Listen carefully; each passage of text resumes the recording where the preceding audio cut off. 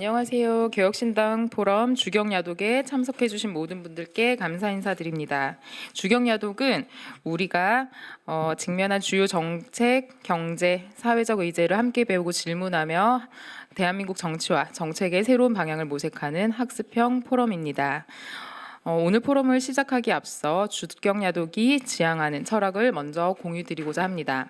이 자리는 함께 묻고 배우는 자리입니다. 이곳에서는 질문이 먼저이며 누구나 자유롭게 의견을 나눌 수 있습니다.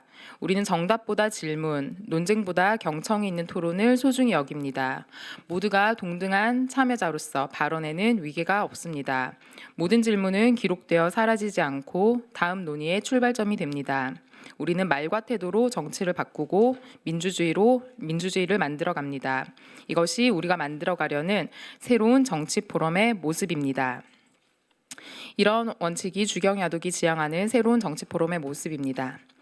오늘 포럼의 연사이신 박광기 뉴패러다임 연구소 대표님은 삼성전자 부사장을 역임하셨으며 대통령 직속 국가균형발전위원회, 국토교통부 장관 정책자문위원회 등에서 활동하며 한국 경제, 산업 구조, 전환에 관한 핵심 정책들을 연구해 주신 분이십니다. 박광기 대표님은 전환기 한국 경제가 직면한 구조적 문제를 국가 단위 기업 정신과 신성장 전략을 통해 해결해야 한다는 비전을 제시해 왔습니다.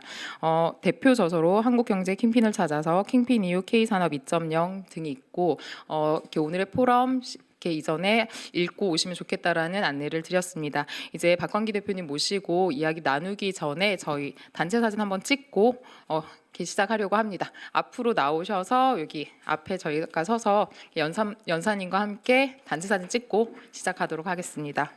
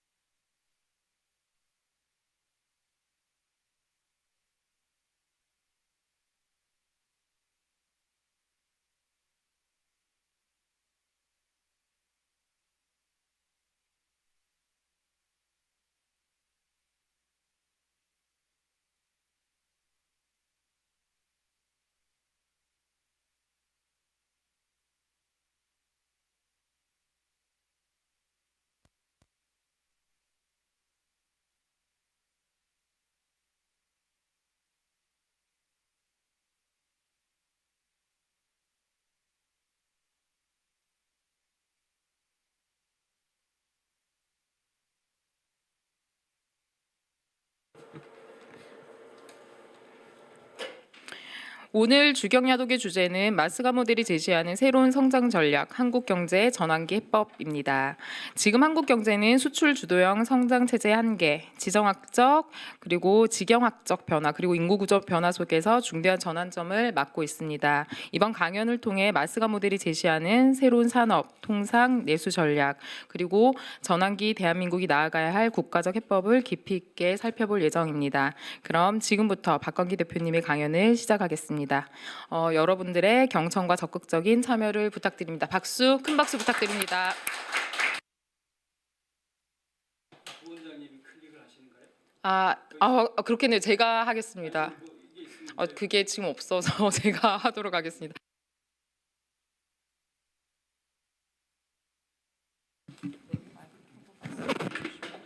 여러분들 반갑습니다. 제 제목이 저거 됐네. 가려졌구나.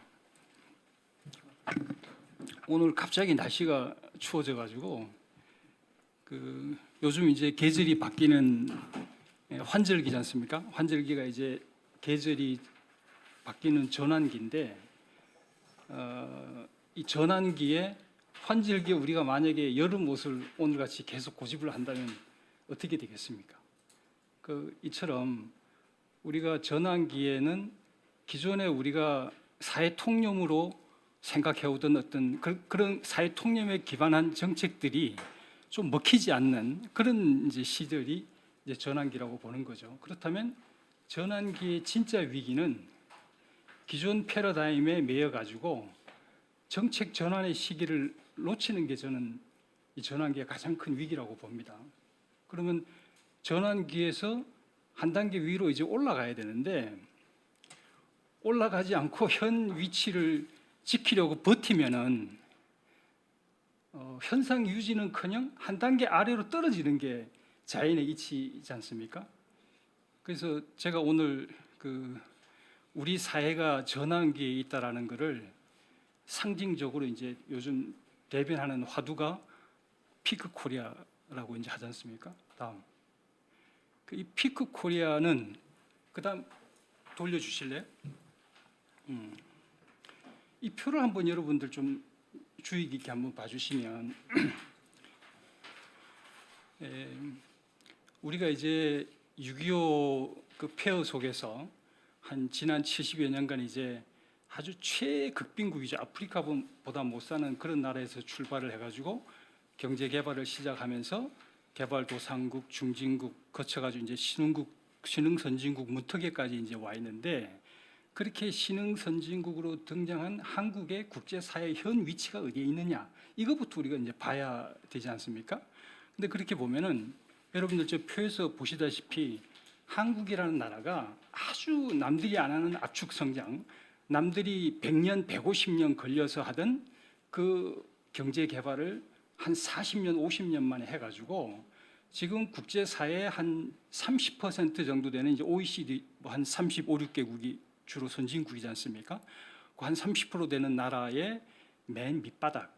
그 다음에 또 이제 극빈국, 개도국, 중진국 뒤에 그 후발국들 한 70개 정도, 이제 70% 정도의 나라, 약 한 뭐 120개, 130개 되는 그런 나라의 제일 꼭대기, 아주 이 경계에 위치를 하고 있다는 거죠. 그럼 이 경계 위치에서 우리 한국이 갖고 있는 어떤 위상이라는 게 저기 여러분들 보시면은 아주 우리가 좀 저부가 가치라고 하는 경공업부터 중화학공업, 뭐 ICT 전자죠. 그다음에 첨단 산업에 이르기까지 전 세계 산업 포트폴리오의 약 한 8, 90%를 우리가 가지고 있단 말이에요. 우리는 경공업도 아직 다 버리질 않았거든요. 다른 선진국들은 이미 경공업 이런 건 다 이미 없지만은 그다음에 또 저 사이에 어떤 그 경계 위치에서 우리나라의 기술적인 위상도 세계 후발국들이 경제 개발 단계에서 필요로 하는 모든 이 저위 기술, 뭐 이제 극빈국 같으면 이제 저위 기술이 필요하겠죠. 그다음에 중진국, 개도국 같으면 이제 중위 기술, 또 선진국에 이르는 고위 기술까지 그 포트폴리오를 다 가지고 있는 게 대한민국이라는 거죠. 그럼 저 위치에서 이 우리가 소위 피크 코리아라 하는 것은 좀 중의적인 의미가 있어요.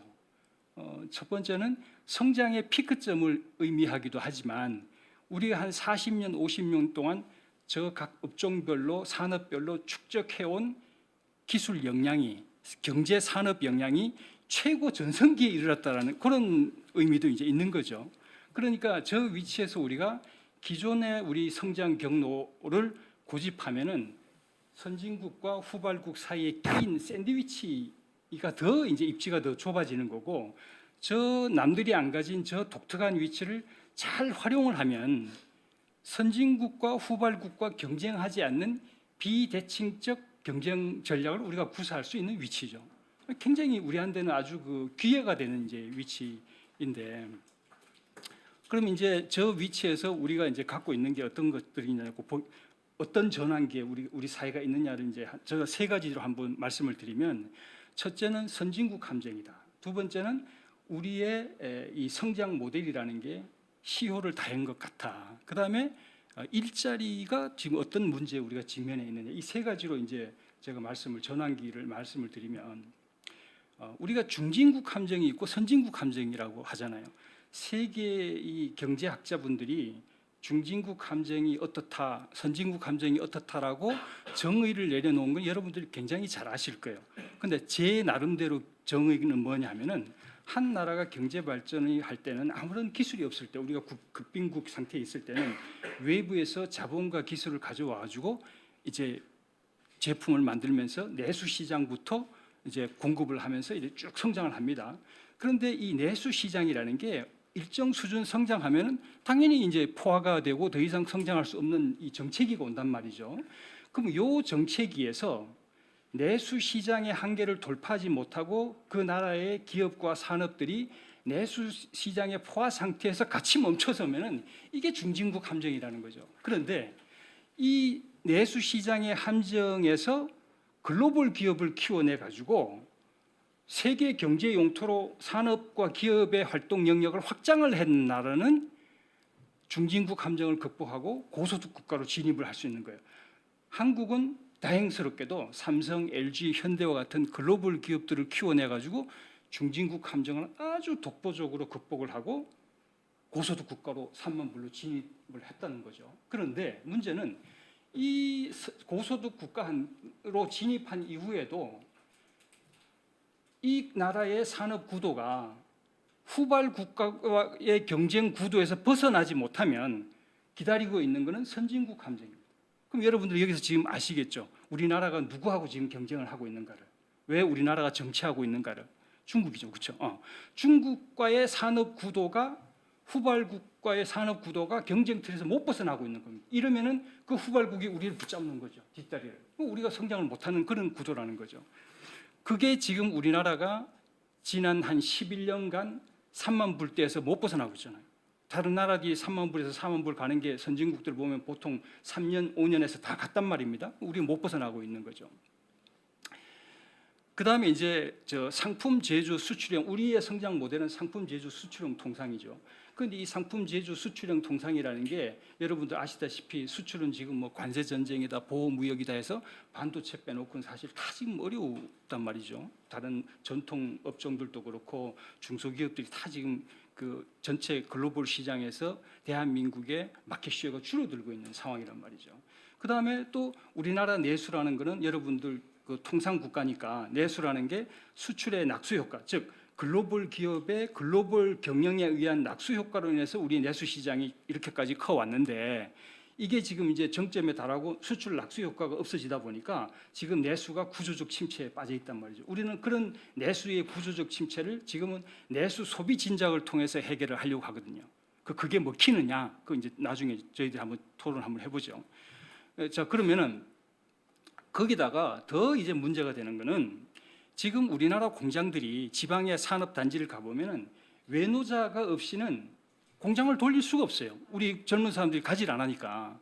그럼 이게 무슨 소리냐면은 제가 생각한데 지금 우리는 국내 제조업 공동화를 우려해가지고 여러 가지 인센티브를 제공을 하잖아요. 이 기업을 어떻게든지 제조업을 국내 유지를 하려고 그런 백방의 노력을 하고 있지만 지금 매년 2,000개에서 3,000개 정도의 기업들이 밖으로 나가고 있어요. 물론 그 중에서 이제 한 600~700개 정도는 이제 순수 제조 기업이고 나머지는 이제 뭐 금융 투자 기업들도 있겠지만, 그 문제는 이렇게 나간다는 거는 앞으로 지금 여기 관세 전쟁이, 관세 문제도 있죠. 그다음 국내 고비용 문제도 있죠. 또 탄소 중립 문제도 있죠.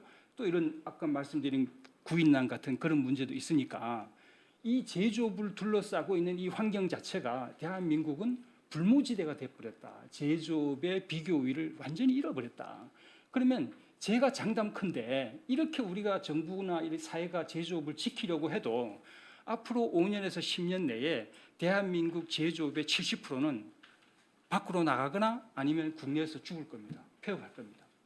지금도 매년 작년 기준으로 보면은 제조업이 한 3만 개가 문을 닫았거든요. 저 시흥, 안산, 뭐 남동, 공단 같으면 닫았단 말입니다. 그러면은 우리가 제조업을 아무리 지키려고 해도 이 거대한 대세의 흐름을 막을 수가 없어요. 그걸 우리가 염두에 둬야 됩니다. 나중에 제가 제조업에 대해서 여러 가지 얘기를 할 텐데, 그다음에 일자리 문제인데, 이 일자리라는 게 사실은 경제 정책이든 산업 정책이든 모든 거의 본질은 결국은 일자리잖아요, 그렇죠? 나머지는 다 수단이라는 거죠. 어떻게 국민에게 소득과 일자리를 제공하는 이 산업과 경제 정책이 일자리하고 매칭이 되느냐를 보는데, 그러면 지금 뭐 일자리, 청년 일자리 문제다, 양극화 문제다, 균형 발전 문제다, 이런 모든 사회 문제들의 뿌리는 뭐냐? 하나거든요. 일자리거든요, 결국. 근데 우리나라 지금 일자리를 보십시오. 지금 저 구인 배수가 뭐 지금 0.4라고 하잖아요. 이게 이제 10명이 일자리 4개를 가지고 경쟁한다는 건데, 이게 지금 21년 만에 최악인 상태입니다. 거기다가 지금 뭐 그 대졸 고학력자 실업자가 300만이 지금 넘어섰거든요. 근데 그 중에서도 여러분 뭐 잘 아시겠지만 2030 청년 그냥 쉬었음 인구가 지금 70만을 넘었단 말입니다. 그러면 이게 무슨 소리냐? 거기다가 또 지금 저 비정규직이 거의 40%대로 육박해요. 전 세계에서 이런 나라가 없어요. 15시간 미만의 초단기 근로자들이 폭증을 하고 있거든요. 그러면은 지금의 우리나라가 영위하고 있는 이 산업의 구조하고 이 산업이 제공하는 일자리하고 소득이 갭이 무시하게 지금 멀어져 있는 거예요. 그러니까 통계 작성 이래 지금 이 모든 지표들이 최악의 지금 상황으로 가고 있는데, 우리 지금 언론에 발표되고 있는 일자리 고용 지표를 보면은 지금 역대 최고의 실업률 뭐 2.5% 3% 이하지 않습니까? 그다음에 또 저 취업률도 뭐 거의 뭐 65% 이런 식으로 역대 최고로 가 있는데, 그게 뭐냐? 먹고 살기 힘드니까 너도 나도 소일거리라도 하는 거라는 거죠. 밖에 나와서. 그리고 이제 아까 말씀드린 그런 300만 정도에 되는 고학력 실업자들이 지금은 300만 중에서 대졸자가 중졸보다 더 많아요. 그만큼 우리 산업이 지금의 지식 사회화에 대한 사회 구조를 이게 매칭이 안 되는 상황이죠. 그렇다면은 우리 사회는 개도국형 산업 사회에서 지식 사회, 전 세계에서 대졸 고학력 비율이 제일 높은 게 대한민국이지 않습니까? 이렇게 고학력 지식 사회로 진화를 했는데 산업은 아직도 산업 사회에 머물러 있는 거예요. 우리 일자리는. 다음에 그다음 한번 볼까요? 네. 그다음에 그럼 우리가 역대 정부가 손을 놓고 있었습니까? 전혀 그렇지는 않죠. 우리 저 노무현 대통령 때부터 뭐 10대 차세대 성장 동력이다 뭐 쭉 해서 이제 지금 요번에 이제 이재명 정부는 또 초혁신 경제라는 걸 슬로건으로 내걸고 AI에 거의 이제 올인하지 않습니까? AI 전환을 통해 가지고 한번 경제를 반전시켜 보겠다 하면서 이제 15가지 이제 그 프로젝트를 지금 추진하고 있는데, 여러분 지금 20년 동안에 이렇게 각 정부가 매 정부가 바뀔 때마다 소위 첨단 산업을 가지고 한번 우리 저 장기 저성장 트렌드를 반전을 시켜 보겠다고 했는데 성공했습니까? 지금 우리도 아직까지 13대 주력 산업의 판도는 전혀 안 바뀌고 있거든요. 그럼 도대체 뭐가 문제입니까 이게? 소위 초격차하고 또 이제는 패스트 팔로우는 아니고 선도자 전략으로 가야 된다고 다들 지금 이제 외치면서, 기존 산업에서는 초격차는커녕 지금 한중 기술 역전이 이미 일어나 있는 거고 다 따라왔다는 거죠. 그다음에 또 미래 산업에서는 무슨 선도는 무슨 선도예요? 지금 한중 오히려 미래 산업에서는 미국하고 중국하고 격차가 점점 더 벌어지고 있는 그런 이제 상황이다 보니까 저 초격차 전략과 이 소위 선도자 전략이라는 게 우리나라를 샌드위치 신세를 더 지금 악화를 시키고 있는 거다. 그럼 개혁신당이 정권 잡아도 이렇게 할 겁니까? 이렇게 지금 첨단 몇몇 산업을 키워가지고 대한민국의 경제를 반전시키겠다고 하겠냐 이거죠. 그러면 매 정부마다 참 보여주기는 좋습니다. 뭐 이런 시류에 따라서 지금은 이제 AI죠. 또 얼마 전에는 또 뭘 했습니까? 디지털이라고 그랬고, 또 한 4, 5년 전에는 또 뭘 했습니까? 4차 산업혁명이다 하고, 그때마다 시류에 편성해가지고 소위 뭔가 돈 된다고 하고 하는 그런 산업들을 선발을 해가지고 우리가 저 산업 정책, 경제 정책을 취해 왔는데 안 먹히는 거죠. 그러면은 그 정부가 그러면 노력이 부족했냐? 그럼 우리 돈 투자가 부족했냐? 아니거든요. GDP 기준으로 우리나라의 기초 연구라든지 그다음에 R&D 뭐 코리아 패러닥스라고 여러분 다 알지 않습니까? 그런 지표를 객관적으로 비교하면 대한민국만큼 돈을 많이 투자한 데가 없어요. 절대 규모는 적을지라도 하나하나를 따져보면은. 그럼 도대체 뭐가 문제냐 이거죠. 그래서 이 점을 이제 여러분들이 염두에 두고 또 다음 한번 보겠습니다. 그다음에 이제 그러면은 자 이제 그러면 전환을 해야 되는데 이 전환을 하려면은 전환의 성패는 결국 전환의 방향성에 달려 있다. 이죠. 어디로 전환할 거냐, 무엇으로 전환할 거냐. 지금이 A인데 before, after를 어떻게 갈 거냐. 그게 나와야 이제 되는 거잖아요. 예. 그럼 과연 지금 현재 우리 정부나 우리나라가 취하고 있는 여러 가지 정책 대응들이 소위 이 전환기에 대응을 하려는 정책들이 과연 이게 이 한 단계 위로 도약을 하기 위한 이 기반을 조성하는 재편성하는 거냐, 아니면 저 샌드위치로 빠져드는 저 위기를 더 심화시키는 거냐. 우리가 그걸 볼 필요가 있다는 거죠. 그럼 우리의 정책 대응이 과연 도약을 위한 재편성이냐 아니면 위기를 심화시키냐를 판단하는 평가 잣대를 저는 세 가지로 봤습니다. 하나는 뭐냐, 경쟁이라는 마인드셋. 대한민국이 경쟁이라는 여기서 어떻게 벗어날 수 있냐. 그 다음에 두 번째는 경제 전반의 생산성. 그 다음에 세 번째는 일자리입니다. 이 세 가지 기준을 제가 이제 여러분들한테 말씀을 드릴 텐데, 뭐니 해도 우리나라가 지금 가장 급한 게 뭐냐, 선진국 함정에서 벗어나는 거죠. 근데 선진국 함정에서 벗어나기 위해서 우리가 해야 될 건 뭐냐, 초격차 경쟁이 아니라 경쟁 구도 자체에서 벗어나는 거라는 거죠. 이제는 초격차 경쟁이라는 개념이 중국이 우리보다 10배, 100배의 규모로 우리한테 도전을 하고 있어요. 그걸 우리가 무슨 재주로 이깁니까? 그게 현실이라는 거죠. 그렇죠. 그렇다면은 한국만이, 우리가 경제 개발 도상국이 있을 때는 아무것도 없었잖아요. 외국에서 기술도 가져오고 뭐도 가져오고 아무것도 없었다는 말이죠. 그러나 40년, 50년 동안에 우리나라가 경제 성장을 해오면서 우리가 축적했는 것들이 남들이 축적하지 못한 우리만의 자산이 있다는 거죠. 그게 뭐냐? 아까 제가 말씀드린 그 국제사회에서의 선진국과 후발국에 있는 아주 독보적인 경계 국가의 위치. 이건 남이 안 가진 위치란 말입니다. 그 다음에 지금 전 세계를 휩쓰고 있는 한류. 그 다음에 아까도 제가 말씀드렸습니다만은 피크 코리아라는 게 반쪽 면에서 보면은 이때까지 한 40년 동안 우리가 쌓아온 산업 경제 역량이 최전성기에 와 있다는 거죠. 그럼 이런 산업 역량을 활용을 해가지고 어떻게 한국만의 비대칭성 기반의 산업 구조를 구축하느냐, 이게 사실은 대한민국 전환의 넘버원 과제인 거예요. 근데 여기서 지금 온 이 주류 언론과 이 사회가, 사회 석학과 오피니언 리더들이 중국을 벤치마킹 해야 된다, 이제는 중국과 우리가 초격차 경쟁을 우리가 유지하려면 기술밖에 없다 하면서 모두 다 지금 제조업을 이걸 갖다 지키려고 한다는 거죠. 마치 원숭이가 이 구멍이 뚫린 먹이를 손을 집어가지고 먹이를 못 꺼내는 것과 똑같은 거예요. 이 제조업이 대한민국을 3만 불까지 먹여 살렸으니 이 제조업을 놔서는 대한민국이 죽는다라고 생각하는 거예요. 여러분들 어떻게 생각하십니까? 그 다음에 두 번째, 우리가 성장률을 올리려면 반드시 경제 전반의 생산성을 올려야 됩니다. 그럼 경제 전반 생산성이라는 게 뭐냐?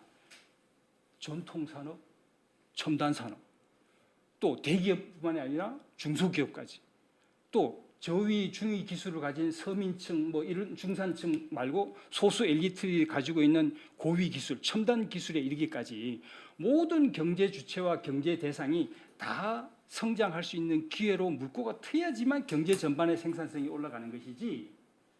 그러면은 보십시오. 지금까지의 아까 제가 역대 정부의 정책 방향이라는 게 몇몇 첨단 산업을 집중적으로 육성해가지고 그걸 기존에 있는 전통 산업이 성장을 못하니까 그걸 대체하겠다는 전략을 하고 있고, 이걸 우리는 이제 포트폴리오 대체 전략이라 하는데, 이 포트폴리오 대체 전략이 과연 대한민국이 취해야 될 전환 방향이 맞냐?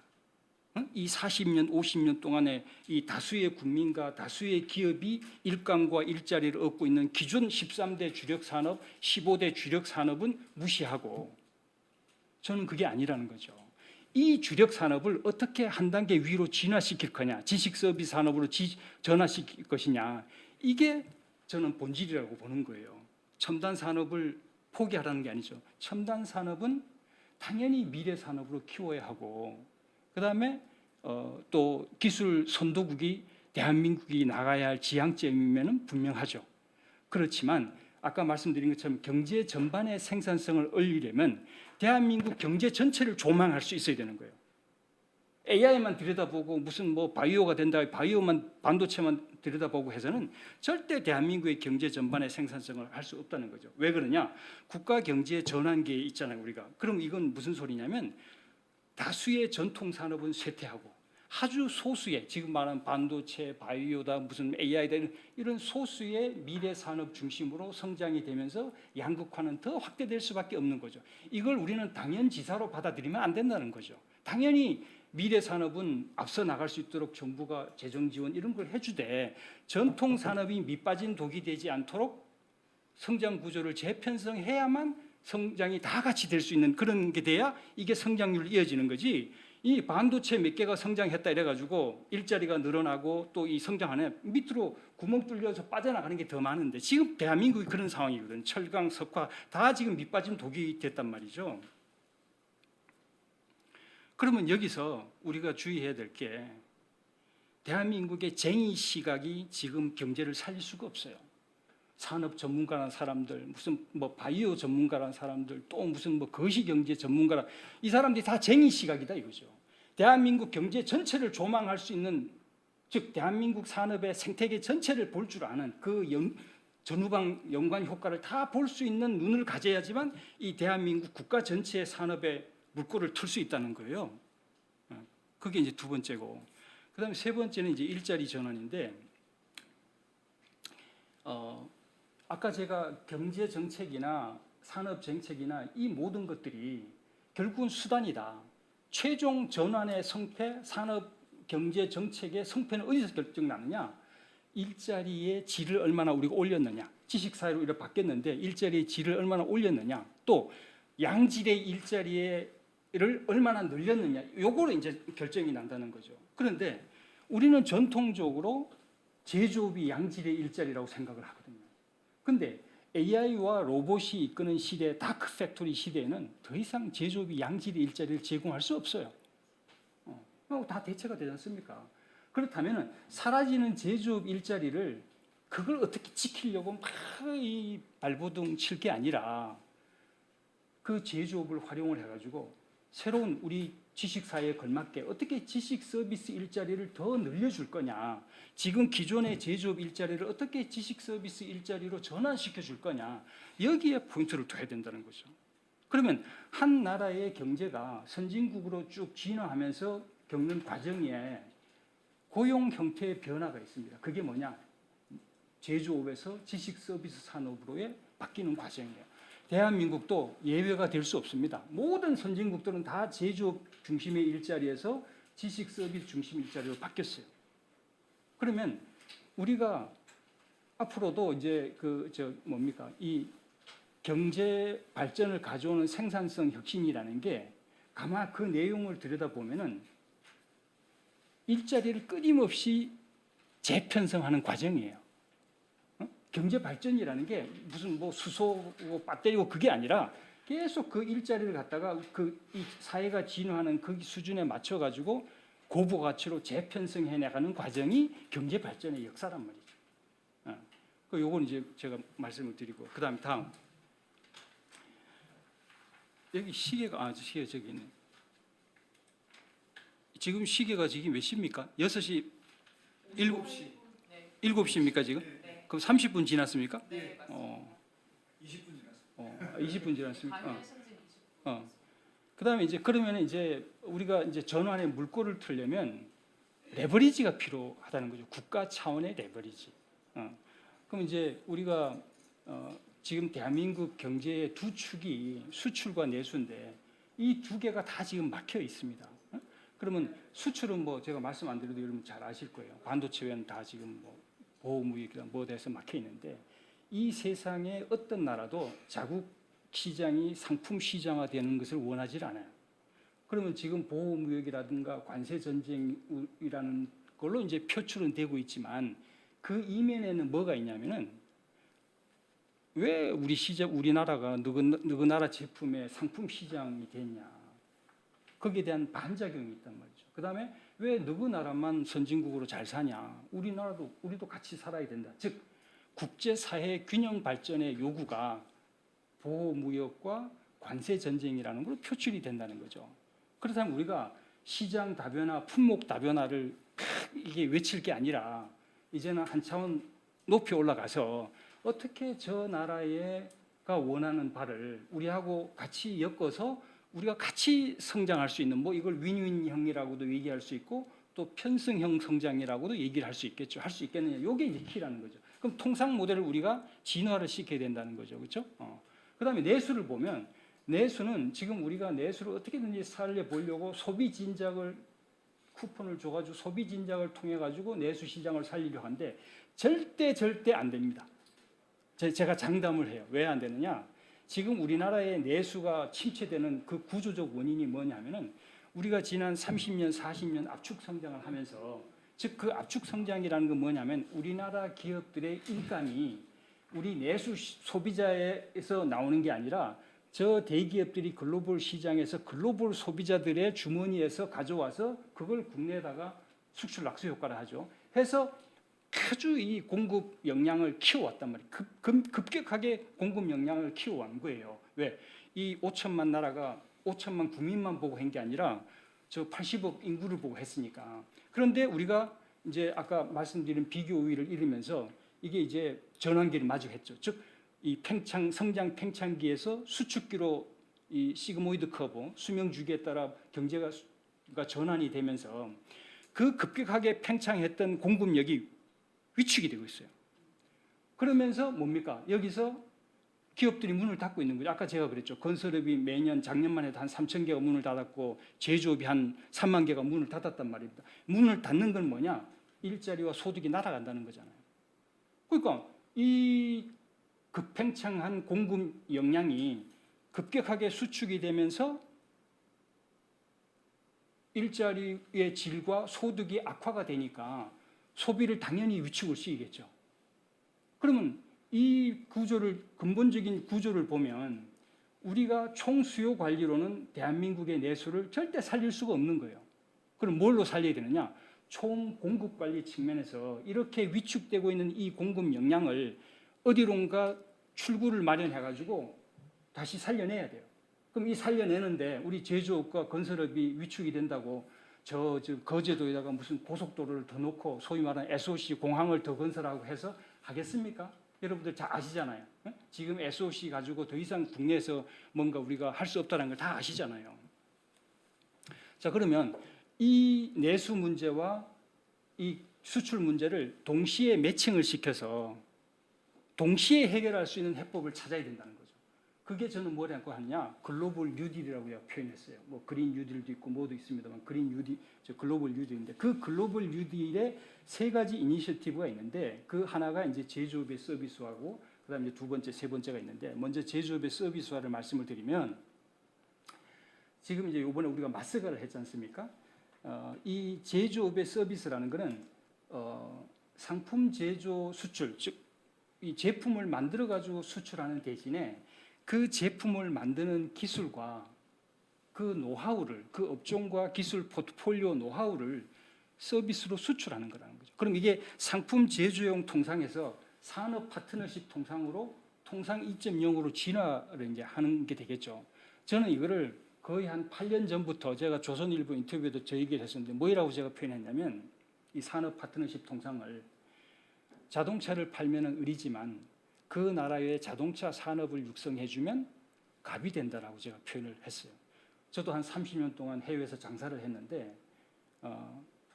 지금 이 통상 모델을 갖다가 현실적으로 지금 요구하는 데가 어디입니까? 미국입니다. 그 대표적인 사례가 지금 마스가라는 거죠. 그럼 이 마스가는 세 가지 요건이 기존 통상, 즉 상품 제조형 수출 통상하고 다른 게 있어요. 그게 뭐냐? 첫 번째는 이 마스가는 배를 만들어가지고 선박을 수출하는 게 아니라 미국의 선박 건조 기술을 제공해가지고 미국 자체적으로 배를 만들 수 있게끔 우리가 도와주는 거죠. 이거 서비스화 되는 거죠. 그렇죠? 우리의 기술 역량을 투입을 해가지고. 그게 다르고. 그 다음에 두 번째는 이때까지 우리가 그 국부를 창출하는 방법은 소위 말하는 무역 수지 흑자형입니다. 이게 뭐냐? 물건을 팔아가지고 무역 수지에서 흑자를 해가지고 이게 개도국형 이제 국부 창출 방법인데 선진국이 되면은 국제 수지가 선진화가 됩니다. 어떻게 되느냐? 무역 수지 흑자는 줄어들면서 소위 말하면 본원 소득 수지, 자본 수지죠. 자본 수지, 소득 수지로 바뀌어가는 게임이에요. 그럼 우리가 하나가 필리 조선소를 인수를 해가지고 거기에 지분을 투자하고 해가지고 거기다 이제 우리 돈도 투자하고 해가지고 이제 성장을 시키면 거기에 낳는 이익을 우리가 배당도 받고 하면서 국제 수지가 이제 바뀌는 거죠, 그렇죠? 그게 이제 두 번째고, 그다음에 이제 세 번째는 이때까지 우리가 수출 상품 제조 수출형 통상을 할 때는 그냥 대기업은 대기업 따로, 중소기업 따로, 뭐 제조업 따로, 건설업 따로 막 이렇게 따로따로 했단 말이죠. 근데 이 마스가를 제대로 하려면은 저게 하나 혼자 나가서 될 일이 아니지 않습니까?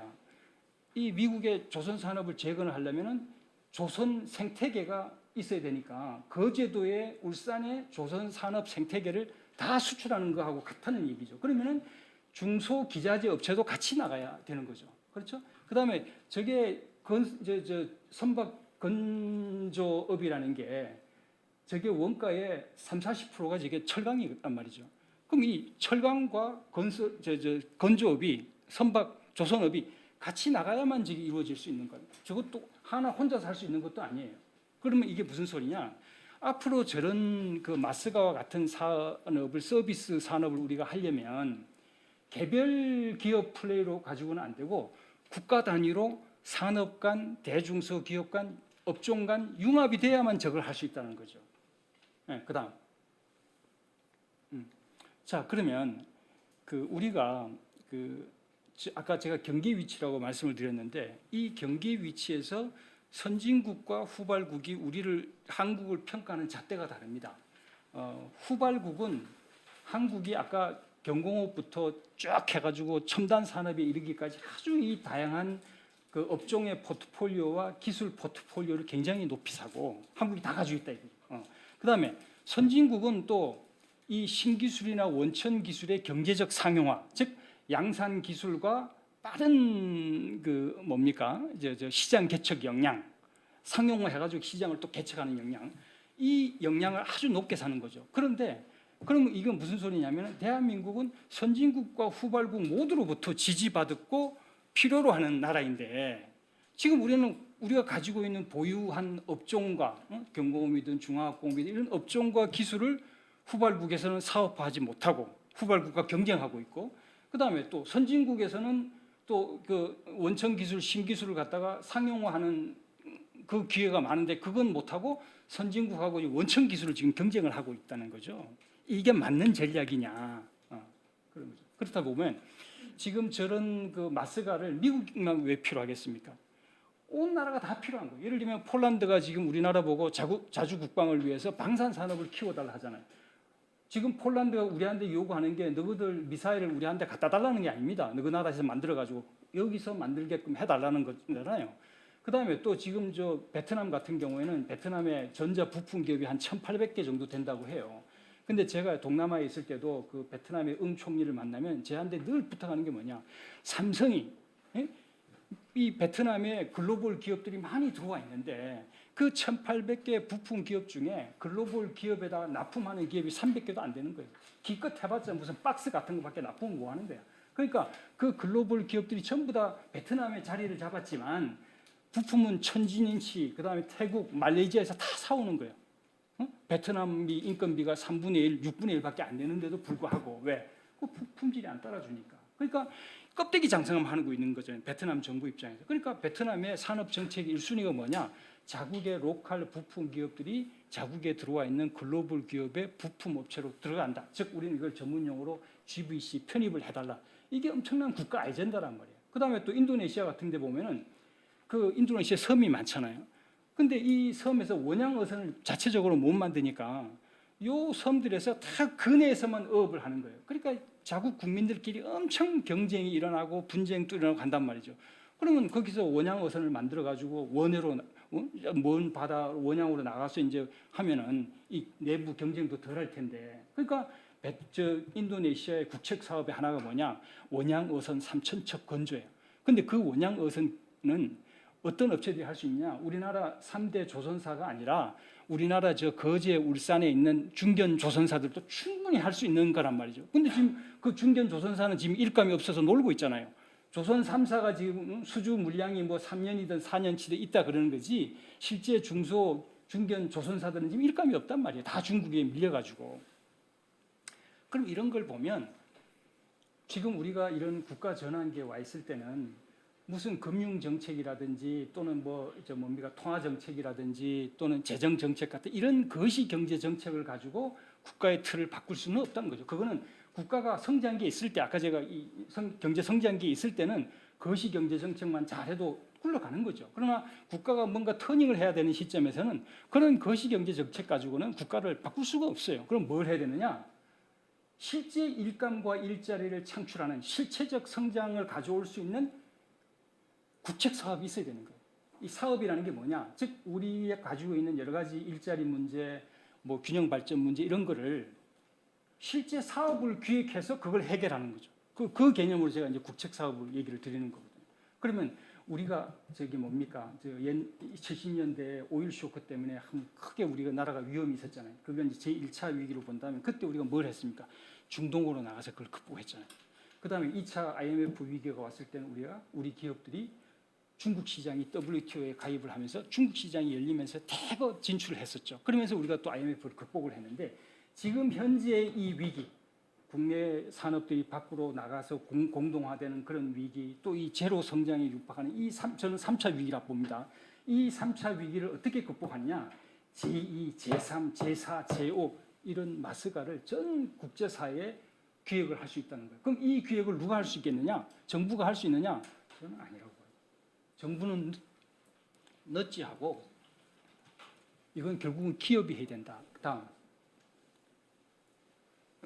그래서 이제 두 번째 그 글로벌 뉴딜이 이제 산업별 앵커 기업을 활용하는 겁니다. 우리 국가 차원의 레버리지로. 자, 여러분들 우리나라를 보면은 현대 패밀리, 삼성 패밀리, 뭐 LG 패밀리 이런 이름을 붙이잖아요. 그러면 현대 같으면은 현대차가 1차 협력사가 뭐 한 300개 정도 된다고 그래요. 그럼 2, 3차 협력사까지 포함하면은 한 5천 개인데 현대 기아차의 이 패밀리 속에 이제 부품 협력업체까지 다 포함을 하면은 약 150만 정도의 이 고용이 있는 거예요.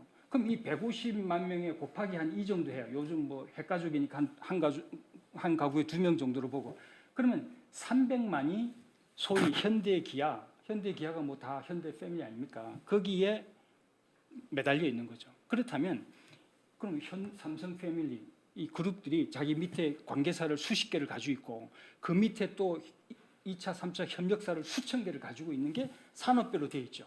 조선산업, 철강산업, 전자산업, 뭔 산업 이렇게 되어 있다는 거죠. 그럼 이게 무슨 소리냐면 대한민국의 중소기업과 이런 중견기업을 먹여 살리는 것은 정부가 아니라 이 재벌 기업들의 사업 행보에 따라서 좌우지되는 거예요.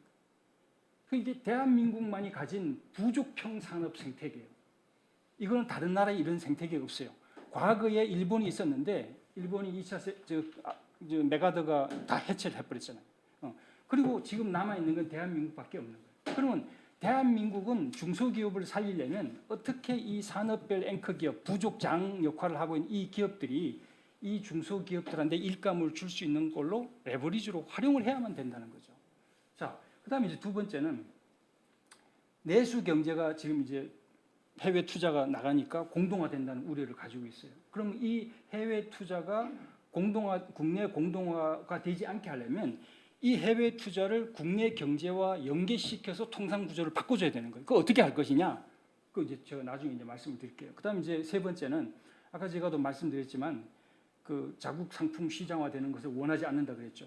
그럼 그 현지 국가 입장에서 봤을 때는 우리가 공장 투자를 하면 자기네들은 공장 유치를 하는 거잖아요. 공장 유치는 수단인 거예요. 공장 유치는 수단인 거예요. 그러면은 공장을 통해 가지고 그 지역 경제가 활성화되는 게 이게 이제 그 사람들이 원하는 본질이라는 거죠. 그렇다면 우리가 FTA의 본질을 갖다가 가만 들여다보면 FTA의 본질은 뭐냐면 하나된 경제 공동체를 원하는 거예요. 그러면 상대국과 화학적으로 경제가 통합이 돼 가지고 그 나라가 성장하면 우리도 성장하고 우리가 성장하면 그 나라도 성장하는 게 사실은 FTA의 본질이라는 거죠. 그럼 아까 제가 말씀드린 이 부족형 산업 생태계 특성을 감안했을 때 어떻게 대기업을 국가 차원의 전환 레버리지로 활용을 할 거냐, 용광부약이죠, 그렇죠? 할 거냐. 그다음에 두 번째는 그 해외 투자를 국내가 공동화되지 않게끔 어떻게 해외 투자가 국내 경제와 연계되도록 통상 구조를 바꿔줄 거냐. 그다음에 또 현지 입장에서 공상 유치를 감안해가지고 지역 경제 활성화와 연계되게끔 공장 투자를 해줄 거냐. 이 세 가지를 동시에 다 만족시킬 수 있는 해법이 뭐냐.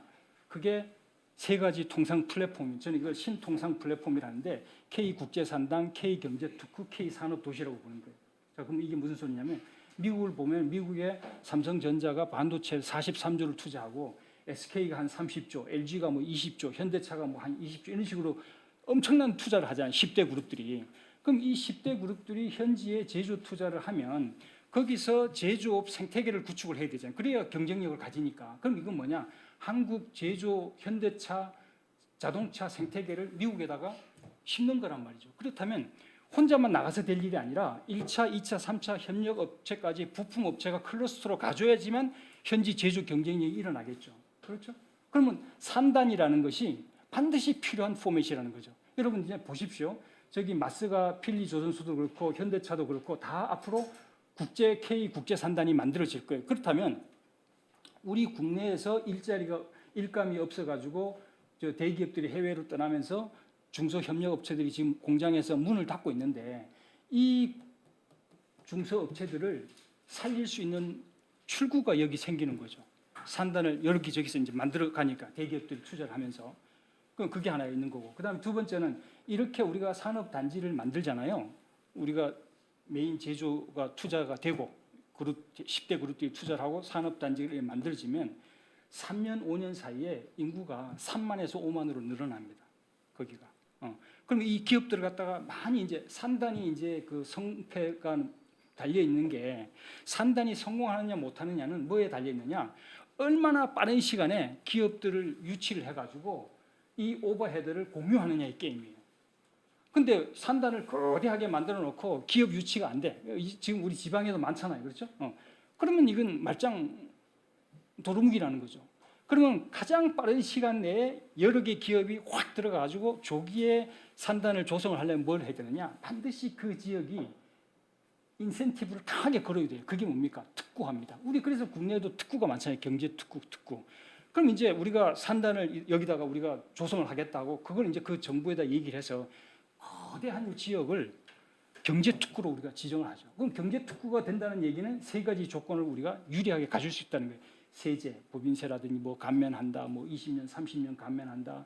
그다음에 또 이제 규제 프리존이다. 뭐 그다음에 또 뭡니까? 비자. 요번에 우리 미국에도 비자 문제 때문에 사전에 해결을 못 해가지고 문제 생겼잖아요. 그런 식으로 이런 조건을 가지고 그 특구 그란트를 우리가 받아내면은 아주 단기간에 우리 기업들을 거기다 유치를 할 수 있겠죠. 그다음에 또 이게 이제 그 진출하기에 쉽게끔 그 특구화가 돼 있으니까 우리나라 소상공인들 또 중소기업들도 쉽게 진출할 수 있는 터전이 마련되는. 그럼 이거는 뭐냐? 이 중소기업과 서민층이 그 나라에 진출해서 새로운 성장 기회를 가질 수 있는 성장 공간이라는 거죠. 즉 이 내수 확장형 경제 영토가 되는 거예요. 자, 그다음에 세 번째는 그럼 이렇게 이제 인구가 기업이 유치가 집적이 돼가지고 일어나면 기업 집적과 동시에 일어나는 게 뭡니까? 인구 집적이잖아요. 인구가 집적이 되면서 일어나는 게 뭐냐? 각종 도시 인프라 수요가 늘어납니다. 인구가 3만 명, 5만 명 정도 집적이 되니까 당연히 뭡니까? 뭐 학교도 필요하고 병원도 필요하고 도로, 전력 뭐 다 필요하죠. 이 일감을 다 우리가 가질 수 있는 거예요. 그러면 지금 우리 저 제조업과 건설업이 일감이 없어가지고 국내에서 문을 닫고 있는데 일감이 다 생기는 겁니다. 그렇죠? 그러면은 그리고 또 이게 대기업 입장에서 봐도 우리가 이때까지 대기업들의 제조 투자가 소위 말하면 철새형 투자라고 그래요. 베트남에 진출해가지고 베트남에서 중국에 투자를 하다가 중국의 인건비가 올라가니까 전부 다 공장 문 닫고 지금 베트남으로 도망갔잖아요. 이제 베트남이 인건비 올라가면 어디로 갈 겁니까? 방글라데시 가고 아프리카로 또 갈 거란 말이에요. 그러면 그 동안에 여기가 땅값이 얼마나 올라갔느냐? 중국 같으면 40배, 50배가 올랐어요. 그 땅값은 다 누가 갔냐? 땅값을 올린 사람은 누굽니까? 우리가 수십조를 투자해가지고 40년, 30년 동안 올려놓은 거 아닙니까? 그럼 우리가 경제 특구화를 해가지고 여기를 자, 그렇게 도시 인프라 수요가 늘어나니까 제조 거점 확보에만 그 40조, 30조를 쓸 게 아니라 그 제조 거점을 기반으로 해서 산업 도시를 건설할 수 있고 더 나아가 신도시 사업으로 연결이 되는 거죠. 왜? 우리 1기, 2기, 3기 이런 대규모 신도시를 해본 나라가 전 세계 우리밖에 없습니다. 선진국들 이렇게 대규모로 해본 적이 없어요. 다 전통 도시들이지. 자, 그렇다면 이게 대기업 입장에서도 단순히 철새형으로 인건비 올라가면 떠나는 게 아니라 이렇게 40조를 투자했으니 이게 뭔가 장기적인 지속 가능한 성장의 터전이 돼줘야 되잖아요. 그러면 제조업은 인건비가 올라가면서 문을 닫을 수 있지만 이 도시가 발전이 되면서 여기에 개발 이익이 올라오잖아요. 이걸 같이 공유를 할 수 있는 거고 또 그 도시가 발전이 되면서 여러 가지 도시의 새로운 일감과 일자리 수요가 늘어나겠죠. 당연히. 그럼 그게 전부 다 여기에 진출했던 기업들이 일감을 계속 갖게 되는 거예요. 그럼 이건 지속 가능한 성장의 터전이 되는 거다. 그다음에 두 번째는 우리가 그걸 산업 도시를 이제 신도시로까지 이제 확장할 시기면 이 신도시라는 건 여러분들 뭐냐면은 모든 미래의 신기술이 상용화의 장이 신도시인 거예요.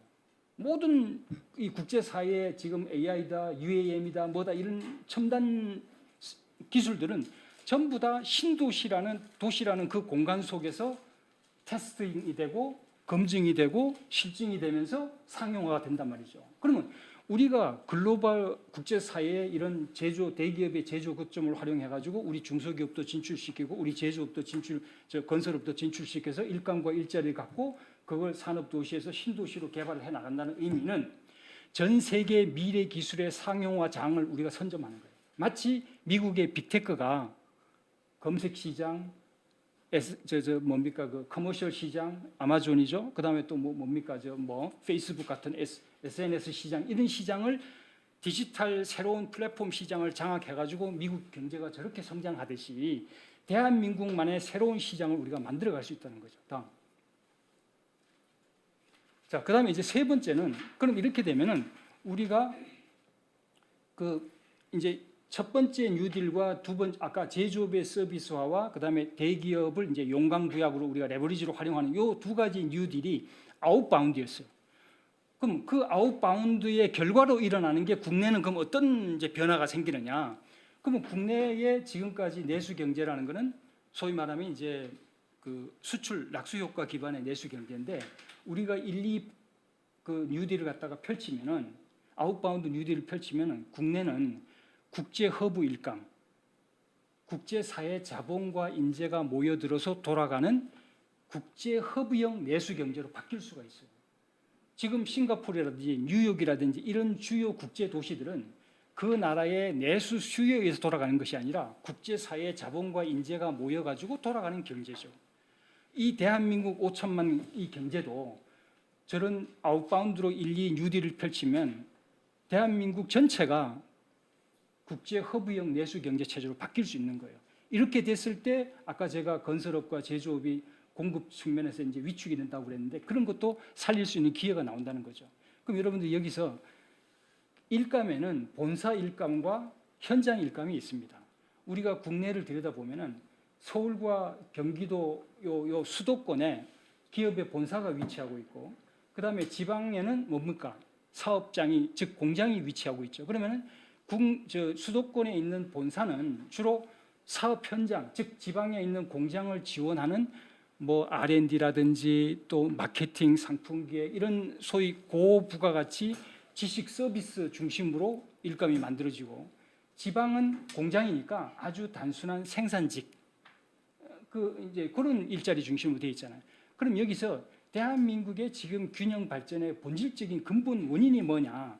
산업 분화에 있는 겁니다. 즉 지방에 있는 사업장 공장이 인건비가 올라가고 경쟁력을 잃으면서 베트남이다 중국이다 빠져버렸잖아요. 그러면 이 공장의 현장 일감이 줄어들겠죠. 당연히 일자리가 없어지겠죠. 그렇죠? 그 대신 수도권에 있는 본사의 일자리는 더 늘어납니다. 왜 지방의 일감이 없어졌는데 어떻게 늘어날까?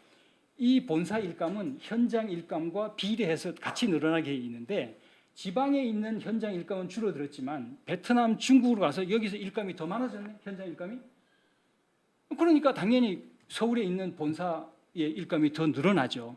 그러니까 당연히 지방에 있는 청년 인력들이 나는 단순 생산직은 싫다. 나는 내가 뭐 마케팅 전공했는데 나는 서울에 가서 일자리 찾겠다 가지고 유출이 되는 게 지금 이게 산업 분화라는 거죠. 그러면 요 구도를 그대로 해외로 확장을 한다. 즉 국내 중심의 산업의 생태계를 국내 범위를 넘어가지고 글로벌로 확장을 한다면 대한민국 전체가 수도가 되는 거예요. 글로벌 산업 수도가 되는 거죠. 그 다음에 이 세계 해외의 우리 공장들은 지방에 있는 사업장처럼 현장이 되는 거죠. 현장 일감을 담당하는 거죠. 그렇죠? 그러면 현장의 일감이 늘어나면 늘어날수록 우리 대한민국은 본사로서 늘어가는 거죠. 본사 일감이 늘어나는 거죠. 이걸 갖다 우리는 허브 앤 스포크 체제라고 얘기를 하거든요. 국내가 허브가 되고 국제사회가 스포크가 되는 그 구조를 우리가 가져갈 수가 있다. 그렇게 되면은 각 지역 지방에 있는 산업 도시들은 각 지역의 특화 산업이 있잖아요. 철강 도시, 포항, 석화 도시, 여수, 조선 도시, 거제 이런 식으로 그 특화 산업을 글로벌 공급망하고 연결을 시켜서 그 주력 산업별 국제 허브로 바뀔 수가 있는 거죠. 그렇죠? 그렇게 되면은 이 지방에 있는 철강 도시는 즉 포항은 글로벌 철강 산업 수도가 되고 여수는 글로벌 석화 산업 수도가 되고 그다음에 거제는 글로벌 조선 산업 수도가 되는 거죠. 예를 들면 이번에 마스가가 미국에 나가지만 우리 조선 산업이 서비스화돼서 지금 인도도 나가죠, 사우디도 나가죠, 베트남 나가죠, 필리핀 나가죠. 미국까지 하면 5군데가 나간단 말이에요. 그렇게 되면 거제는 그 5개의 해외 스포크를 지원하는 본사 일감으로 되어 있는 도시가 돼버린 거죠. 그리고 아까 제가 얘기했듯이 제조 거점으로만 끝나는 것이 아니라 이걸 산업도시로 확장을 한다는 것은 그 나라의 조선 산업을 갖다 키워주려면 대한민국이 40년 동안 축적했던 조선 산업 도시 거제의 인프라를 다 같이 수출할 수 있는 거예요. 거제를 구성하고 있는 토목 건축부터 그 다음에 교통 인프라, 에너지 인프라, 그 다음에 스마트 도시 솔루션까지 다 수출할 수 있는 길이 열리는 거죠. 그러니까 산업과 도시 자체를 수출할 수 있는 길이 열리는 게 그렇게 되면은 이 거제 전체, 울산 전체의 조선 산업 관련 중소기업과 종사자들은 해외 사업 조선 산업 현장 5군데를 지원하는 본사 일감으로 올라갈 수 있다는 거죠. 그럼 우리 일감이 현장 일감에서 우리 청년층이 좋아하지 않는 기피하는 현장 공장 일감에서 본사 일감, 지식 서비스 일감으로 다 바뀔 수가 있다. 그러면 지금 우리가 피크 코리아를 걱정하지만 우리가 이런 마스크와 같은 사업을 글로벌하게 펼치면 대한민국 전체가 글로벌 산업 수도가 되면서 우리의 일자리도 업그레이드되고 이거야말로 K제국화가 열린다. K제국이 된다는 거죠. 수많은 이 마스가의 사업 현장을 거느린 K산업 도시를 거느린 그렇게 되면은 팍스 아메리카가 아니라 팍스 코리아 시대에 우리가 입구에 지금 와 있다. 밖으로 펼치면. 다음.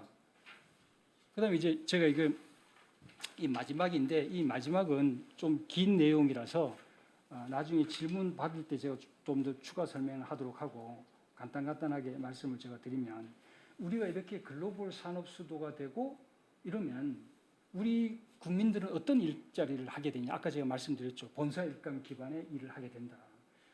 특히 우리 청년층들이 MZ 세대가 좋아하는 일을 하게 된다고 하는데 우리가 선진국들 이렇게 보면은 모든 선진국은 공통적으로 5가지 산업을 가지고 있습니다. 이걸 주축으로 하고 있어요. 백본 산업이에요. 이게 뭐냐?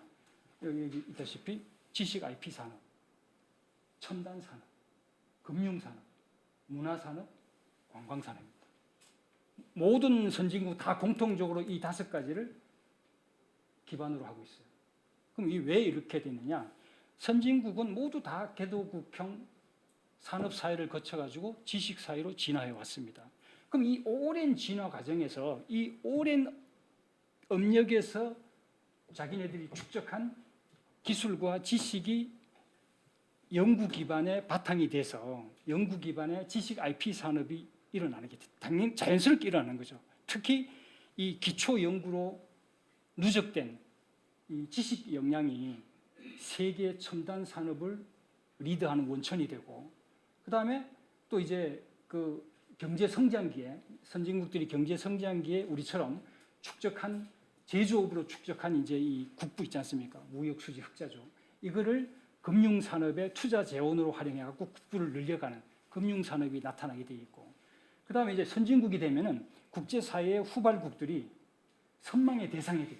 야, 선진국 이제 그 선망의 대상이 되면서 그 나라의 모든 소비재를 한 번쯤 경험해 보려는 글로벌 수요가 소비재 브랜드화를 일으켜 버립니다. 그 나라의 소비재를 전부 다 브랜딩화 돼 버려요. 그게 우리 요즘 K 무슨 뭐 있잖아요. K 화장품 뭐 전부 다 그거거든요. 그렇게 이제 되고, 그다음에 또 그걸 그냥 소비만 할 게 아니라 수입해가지고 소비만 할 게 아니라 야, 이거를 직접 내가 가서 한번 봐야 되겠다. 현장에서 그걸 체험하려고 하는 오프라인 관광 산업으로 이어진단 말입니다. 그러면 선진국들은 모두 다 이 5가지 산업을 주축으로 백본으로 하고 있는데, 각자 자기 나라의 오랜 역사와 그 나라의 여러 가지 이제 토질적인 이런 걸 가지고 다 조금씩 차별화를 했어요. 예를 들면 미국 같으면 금융 산업이 싱가포르도 발전돼 있고 홍콩도 발전돼 있지만 미국의 금융 산업은 IPO 중심으로 가고 있고, 그다음에 또 싱가포르의 금융 산업이라는 건 주로 이제 실물 재투자라든지 또 이게 동남아 내에 이제 개발 투자 쪽에 포커스가 돼 있고, 홍콩 같으면 중국으로 들어가는 기업들의 파이낸싱 역할을 하는 이런 식으로 차별화가 돼 있다는 거죠.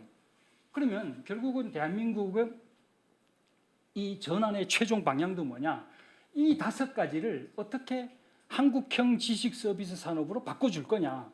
이게 사실은 오늘 모든 제가 얘기한 그 핵심이라는 거죠. 그렇죠? 그러면 이제 제가 지식 산업부터 이제 먼저 말씀을 드리면, 우리나라가 마스가 같은 저런 걸 이제 여러 국제사회에 이제 펼치게 되지 않습니까? 그럼 아까 제가 말씀드렸듯이 그럼 국내는 이제 본사 일감 기반으로 우리의 일자리가 바뀌어지면서 그 고위 기술뿐만 아니라 저위, 중위 기술까지도 새로운 용처를 찾아가지고 적정 기술로 공급할 수 있는 기회가 생기는 거예요. 그리고 이렇게 되면 어떻게 되느냐? 지금 베이비 부머 은퇴한 사람들 있잖아요. 아까 산업단지 만든다고 그랬죠. 그러면 거기에 이 사람들이 국제 멘토로 갑니다. 지금 마스가도 필리 조선소 인수하면서 거제도에서 하나가 2,000명 은퇴한 사람들을 뽑고 있어요. 그 사람들을 미국으로 다시 보내야 되거든요. 그 60대 후반 은퇴한 사람들 있지 않습니까?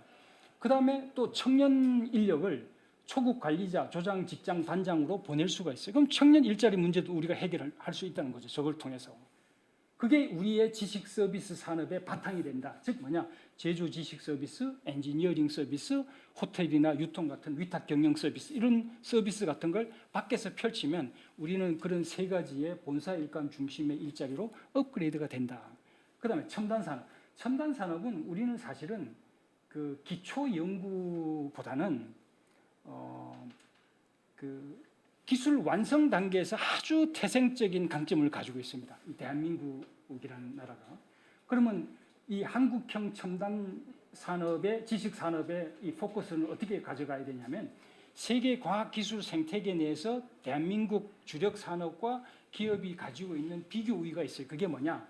신기술, 혁신 기술의 빠른 상용화가 우리의 강점이라는 거죠. 그럼 우리가 선진국과 무슨 원천 기술, 신기술을 그걸 가지고 경쟁을 할 게 아니라 빨리 선진국에 있는 기술들을 빨리 우리가 이 파트너십 이런 걸 통해 가지고 발굴을 해서 그 기술을 우리 쪽으로 가져와갖고 이걸 빨리 상용화를 시켜서 그 기술을 다시 전 세계에다 다시 펼쳐주는 그 역할을 이제 해야, 그게 이제 기술 브리징 역할이라는 거거든요.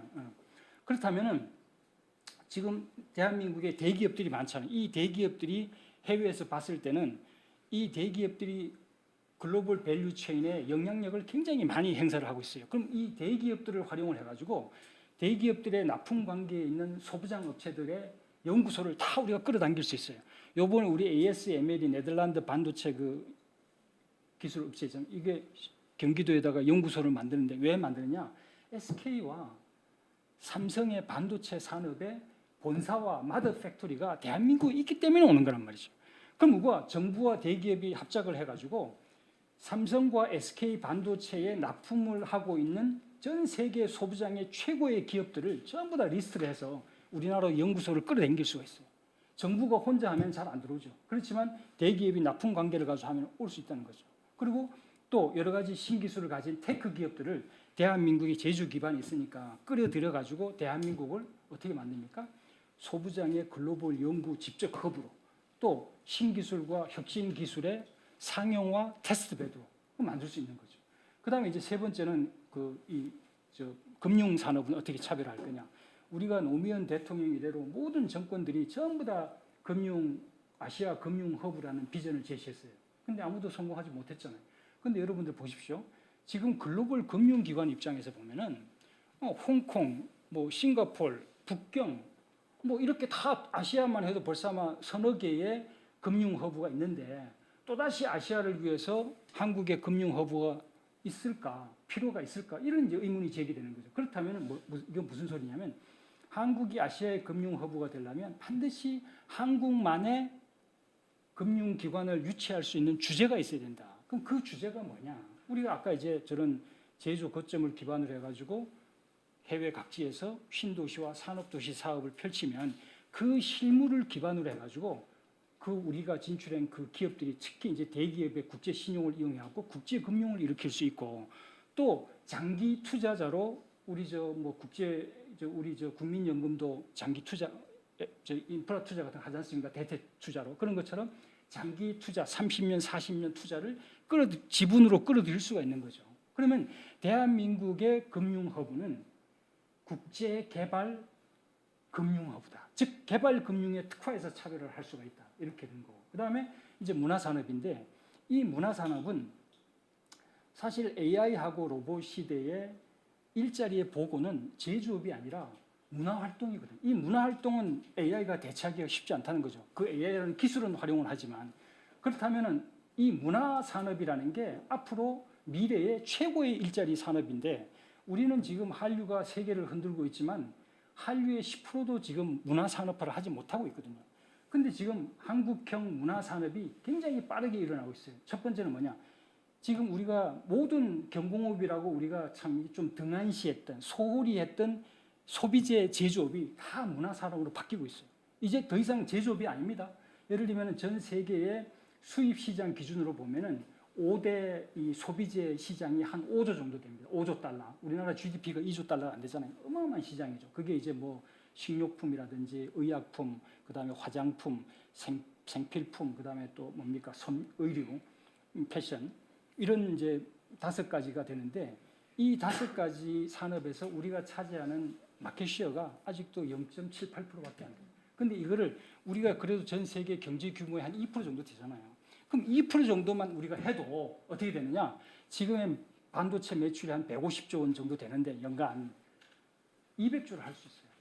그럼 이 어마어마한 소비재 시장이 다 K 브랜드로 앞으로 문화산업화가 된다.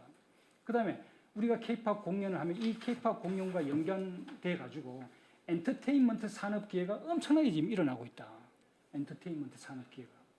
그 다음에 또 세 번째는 이제 이때까지는 문화 콘텐츠를 한류 대중문화 콘텐츠로 우리가 봤는데 그게 아니라 이제는 이 선망의 대상이 되기 때문에 후발국한데 대한민국의 한국형 아파트 문화, 한국형 도시 문화, 한국형 백화점 문화까지 한국형 병원 문화 이런 모든 우리나라의 하드웨어 소프트웨어를 돌리는 OS, 오퍼레이팅 시스템 전반이 전부 다 수출 산업으로 바뀌고 있어요. 그러면 우리가 공장을 하나를 유치하는 것보다 이제는 이런 우리 아레나가 다 제대로 된 게 지금 서울에 없으니까 뭐 싱가포르에 가서 하고 도쿄 빌려가지고 하지 않습니까? 그럼 이런 것들을 하나를 투자하는 것이 공장 하나를 유치하는 것보다 훨씬 더 지속 가능하고 일자리 효과도 더 많이 난다는 거죠. 그다음에 이제 마지막으로 이제 이 관광 산업인데 우리는 그럼 관광 산업을 우리가 어떻게 차별할 거냐? 한국은 뭐 전통 선진국처럼 유구한 뭐 이렇게 문화 유산이 있는 것도 아니잖아요. 세계적인 문화유산이 있는 것도 아니고 그렇다고 자연 경관이 무슨 알프스 같이 있는 것도 아니고. 그럼 한국의 이 관광 산업은 저는 관광 산업이 지금 우리나라의 경제 구조로 봤을 때 서민층도 많고 뭐 이게 내수의 이런 침체 문제 이런 걸로 보면은 첨단 산업을 육성하는 것보다 관광 산업을 육성하는 게 훨씬 더 급한 일이라는 거죠. 그리고 그 레버리지도 훨씬 더 크고. 근데 이 관광 산업을 그럼 어떻게 우리가 고급 부가치화를 할 수 있느냐 하면은 이 한류의 아이돌 팬덤을 활용을 해서 이걸 교육 에듀티어로 바꾸는 겁니다. 예를 들면은 인도의 리시케시라는 한 인구 9만 정도 되는 작은 도시가 있는데 여기에 1년에 관광객이 2,100만이 와요. 지금 우리가 코로나 이전에 피크 찍었을 때가 1,700만 정도 됐단 말이죠. 올해는 좀 더 많아서 한 1,900만 정도 될 거라고 하는데 그 인구 9만밖에 안 되는데 2,100만이 모여드는 게 1970년대 비틀즈가 거기서 오조 라저니신가 그 양반 한 데서 이 요가를 한 3개월 받았다는 그 훈련을 교육을 받았다는 거예요. 그래서 그러면서 그 리시케시가 전 세계의 요가의 메카가 돼버렸어요. 그러면 전 세계의 요가 학원을 운영하는 원장들, 멘토들이 전부 다 리시케시에 와주고 자격증을 공부를 해요. 한 달 자격증, 초급 과정, 중급 과정, 그다음에 고급 과정 따기 위해서 3개월 후에 다시 오고 계속 우리 관광 이러면 재방문율, 체류율, 고부가치 이러잖아요. 여기에 한 달에 일주에 400불 하는 인도에서 일주에 400불이면 무지 큰 돈입니다. 그 400불 하는데 6개월이 걸려요. 부킹을 하는데 그 우리는 이제 우리나라로 보면 한 2억 원 정도 되는 걸 아슈람이라고 하는데 바퀴벌레 나오고 그러거든요. 저도 가봤는데 근데 거기에 한 달 숙박비가 400만 원이에요. 걔네 하는 게 없어요. 밥은 그냥 뭐 하고 그 아슈람에서 요가 해주는. 그와 마찬가지로 지금 우리가 아이돌 팬들은 한국 아이돌이 가지고 있는 헤어스타일, K 스타일리스트, K 헤어스타일리스트, 걔들은 무슨 커피를 마실까, K 바리스타, 걔들은 무슨 한국 음식을 먹을까, K 셰프. 이 모든 호기들을 다 우리가 교육 프로그램화해서 한국 K 자격증을 제공을 할 수 있다 이러면 우리가 여기 대한민국에서 아레나 팝 공연을 정기적으로 하고 여기 들어오는 사람들을 이런 K 자격증 에듀튜어 관광객으로 전환을 시키면 나는 한국에 가면은 뭔가를 배워온다. 나는 한국에 가면 내 영혼이 충전이 된다. 라는 메시지로 간다면 한국은 거대한 교육 관광 대국이 될 수 있는 거예요. 그렇게 되면은 이 지금 뭐 팬덤 공연해가지고 티켓 팔아가지고 하는 그런 거에 10배, 100배의 팬덤 경제를 우리가 확장할 수 있다. 이렇게 되면 대한민국의 호텔 숙박업은 호텔이 숙박업이잖아요. 그 호텔 숙박업이 더 이상 숙박업이 아니라 테마 관광업으로, 테마 관광으로, 테마 호텔로 다 바뀌는 거예요. 그럼 저 지방에 있는 뭐 예를 들면 울산에 있는 무슨 호텔이 있다. 그러면 여기 호텔은 K 바리스타를 전문적으로 육성하는 호텔이다. 그럼 이 사람들이 비행기 타고 딱 인천에 내려가지고 곧바로 울산으로 내려가겠죠. 그런 식으로 각 광주는 광주는 뭐 또 음식 같은 전라 전통 음식이 있으니 거기는 뭐 K 셰프의 호텔로 또 특화를 한다. 이러면 각 지역별로 그 K 자격증을 특화를 해서 국가 자격증을 준다 이러면 초급 과정 이수하고 중급 과정 이수하고 한 몇 년간 계속 불러올 수 있는 그런 이제 여지가 생긴다는 거예요. 여러 가지 얘기가 있는데 여기 정도까지 하고 이렇게 되면은 마지막으로 우리 이제 대한민국은 국제 허브형 경제로 재탄생한다. 국제 허브형 경제로 재탄생해서 우리 국민들은 국내 소비자들을 위한 일감이 아니라 국제 80억 인류한테 서비스하는 지식 서비스 일감으로 바뀌어진다. 그리고 이 AI 시대에 세계 최고 고학력 지식 사회답게 모든 우리 5천만 국민은 연구원으로 바뀐다. 지식 기반 연구원으로 바뀐다. 그다음에 이제 이 기후 변화, 탄소 중립 시대에 대한민국은 더 이상 공장 국가가 아니다. 탈공장 국가야. 그 지금 이제 온 나라가 정원화 바람이 불고 있잖아요. 정원화 뭐 무슨 정원 다들 지자체장들이 정원을 만들겠다고 야단이잖아요. 대한민국 전 국토가 정원으로 바뀌고 있다. 이게 지금 미래는 이미 우리는 오고 있는데 우리가 이걸 어게인스트 할 거냐 아니면 이 순풍을 타고 더 우리가 가속을 낼 거냐 그 선택이 우리한테 달려 있다. 자 마지막입니다. 제가 이거는 여러분들 참고로 이 전환기라는 거는 성장기 이후에 성장기가 멈췄을 때 전환기가 오잖아요. 그럼 이 전환기라는 거는 뭔가 한 단계 도약을 한다는 거는 허공에서 도약하는 게 아니잖아요. 뭔가를 딛고 도약을 한단 말이죠. 우리 계단을 딛고 하듯이 이 딛는 게 뭐냐? 우리가 성장기에 축적해온 우리만의 역량과 자산이다. 이걸 잊어버리고 뭔가 새로 돈 되는 걸 찾는다. 허공에서 절대 성공할 수가 없다. 그럼 결국 대한민국 전환의 핵심은 뭐냐? 기존 우리가 40, 50년 키워왔던 우리 국민과 우리 기업들이 지금 현재 몸담고 있는 일감과 일자리가 나오는 이 주력 산업을 한 단계 위로 도약시키는 거다. 그럼 그 도약시킬 때는 지금 기존에 축적해온 이걸 갖다가 어떻게 잘 활용할 거냐의 게임이다. 이때까지 우리가 기술을 잘 축적했다면 야 이제는 이 기술이 중국이 따라와서 이걸 버려 이게 아니라 이 기술을 어떻게 활용을 해가지고 이 기술을 필요로 한 국제사회에 새롭게 성장 기회를 만들어 줄 거냐라고 보는 거죠. 그럼 예를 들어 하나를 들면 지금 교도소 있잖아요. 지금 현재 교도소는 뭡니까? 교정 교화에 포커스를 두고 있잖아요. 그럼 이때까지 우리가 한 30년, 40년 동안 교도소는 그 역할을 했다는 거죠.